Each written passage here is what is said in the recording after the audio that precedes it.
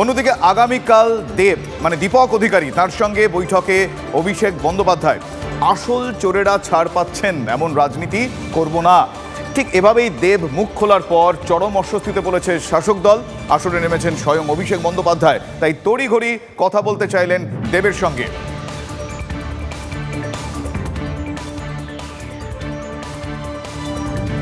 অন্যদিকে সন্দেশখালী থেকে ঘাটাল দুই তারকা তৃণমূল সাংসদকে নিশানা বিরোধীদের। বিরোধীরা কি বলছেন? বিরোধীরা বলছেন দুবারের সাংসদ দেব ঘাটাল মাস্টার প্ল্যানের কি হলো? শেষ বেলায় সরে যাওয়ার কথা বলে দায়ে ঝাড়তে চাইছেন কি দেব? ইডির ওপর হামলা, তারপরেই গণরোষ চলছে সন্দেশখালী, তারপরেও কেন নির্বিকার বসিরহাটের তৃণমূল সাংসদ? সন্দেশখালী যাওয়ার সময় পাচ্ছেন না সাংসদ নুসরাত জাহান। বসিরহাটের সাংসদের দায়বদ্ধতা নিয়ে বিরোধীরা প্রশ্ন তুলছেন, শোনাবো। যাবই বা কেন, বা অন্য দলে যাবই বা কেন? মানে আমি দলের কাছে এমন কি চেয়েছি যেটা দল না বলেছে, বা অন্য দলে যাবো তারা হ্যাঁ বলেছে। সিধা থিং দ্যাটকে কেন রিজাইন করব? আমার মনে হয় যেই রাজনীতির কথা তোমরা বলছো সেই রাজনীতি আমি গত 10 বছরে করিনি। আমি যে রাজনীতিতে বিশ্বাস করি সেটা হচ্ছে মানুষের উন্নয়ন, মানুষকে ভালো রাখা। এবার ডিপেন্ড করছে পদে থাকি বা পদে না থাকি। এবারে মানুষে ভালো কাজ করার জন্য তার জন্য আমার মনে হয় না পদ লাগে, তার জন্য কোনো পোস্ট লাগে না, এমনিও কাজ করা যেতে পারে। 2024-এর লোকসভা নির্বাচন আমার মনে হয় পুরোপুরি দিদির উপরে নির্ভর। তুমি কি সন্দেশখালীতে যাচ্ছ?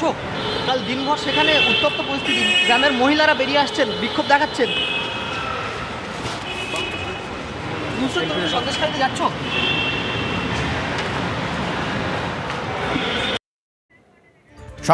সাংসদ দেবের উত্তর আপনাদের শুনলাম, প্রশ্নের উত্তর, এবং নির্বিকার থাকলেন, নিরুত্তর থাকলেন নুসরাত জাহান। আমার সহকর্মী সায়ন্ত এই মুহূর্তে আমার সঙ্গে রয়েছেন সরাসরি। সায়ন্ত, একদিকে দেব বলছেন যে উন্নয়নের জন্য পদ লাগে না, অন্যদিকে নুসরাত জাহান তিনি কোনো কথা বলছেন না। সব মিলে এই বিষয়গুলোতে কি আরো অস্বস্তিতে পড়ছে দিনের পর দিন শাসক দল?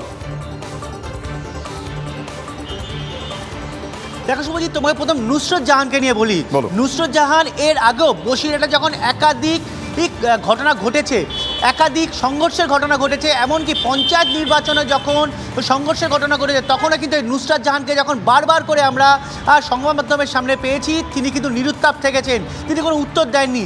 এখনও যখন রাজনৈতিক সংঘর্ষ চলছে, এখনও যখন গ্রামবাসীদের ওপর অত্যাচারের অভিযোগ আসছে, তখনও কিন্তু তিনি নিরুত্তাপ। অর্থাৎ নিজের লোকসভা কেন্দ্র নিয়ে তিনি যে কোনো রকম গুরুত্ব দিচ্ছেন না সেটা কিন্তু তার বক্তব্যে প্রমাণিত।